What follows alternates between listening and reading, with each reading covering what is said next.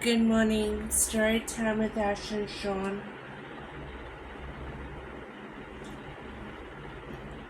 Today I'll be reading from chapter 2, Callum, from Hers, the second book in the Blood Ties series from A.K. Rose. She's an awesome author of dark romance, so if you like dark romance, give her a read.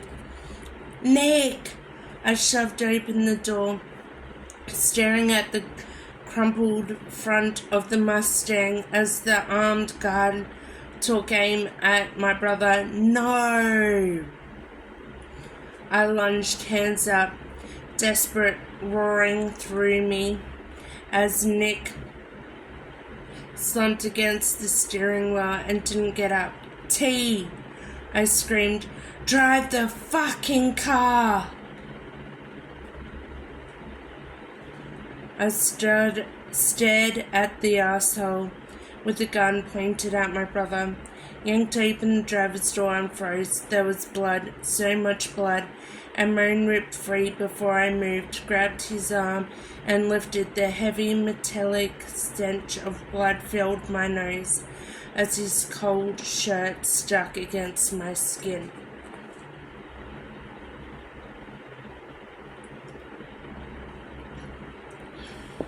Fuck, he was heavy.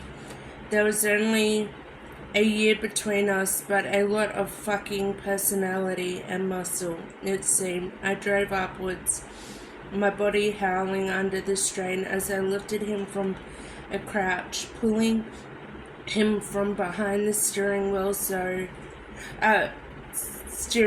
to over my shoulder. Car doors thudded behind me as I yanked the rear door open and dropped Nick against the seat. Be alive, you crazy motherfucker. I reached for his neck and pressed my fingers against the warmth. There was a pulse, but it was faint, real fucking faint.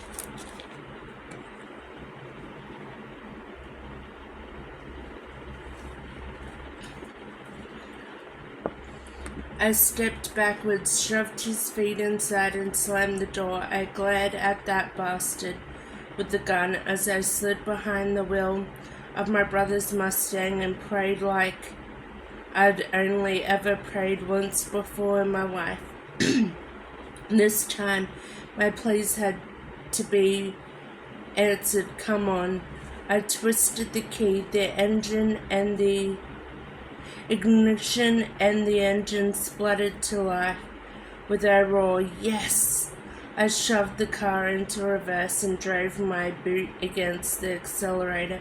The Mustang didn't move, just roared until I punched the pedal harder, listening to the squeal of steel until finally the car tore free.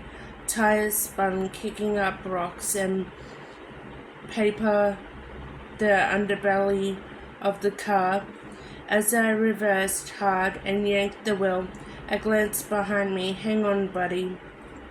I glanced at the bloody shirt. My heart thundered at the sight. I shoved the car into gear, hating how we had to leave Reith behind.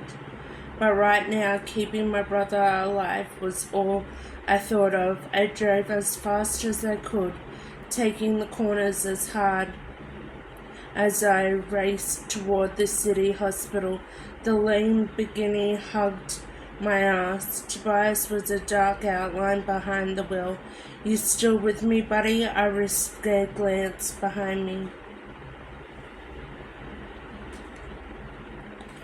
His lips were pale, his skin graying. Shit, that didn't look good. Nick! There was no answer. I forced myself to focus on the road, aiming the busted-up car toward the Hope Emergency Department and pulled up hard outside the doors. I killed the engine and shoved out of the car, bellowing as the double doors opened automatically. We need a doctor here. Someone help. We need a goddamn doctor. What the fuck happened? Tobias shouted. The heavy thud of his footsteps was so fucking loud in my ears, but I couldn't answer him, 'cause the truth was I didn't know.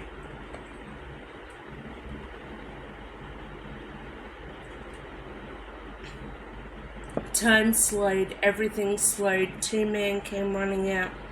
One pushed a gurney my way as I yanked open the rear door and reached for him, lifting Nick out of the car. Immediately, they took him from my arms. Voices barked at me, but I didn't hear a damn word.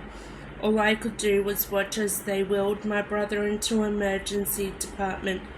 Nick's arms fell limply to the side as they carried him away. It was all I could do not to fall apart. "Sir, we're going to need some information." I just nodded. "He fucking did this." Tobias yanked his hair through his hair, pacing back and forth at the rear of the Mustang.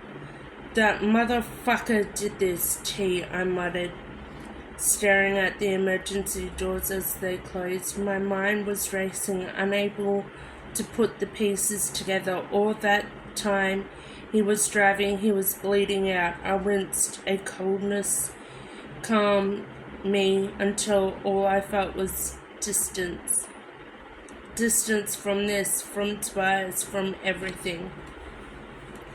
"We need to go in," Tobias muttered, glancing at the Mustang open driver's door. "Caleb, Caleb."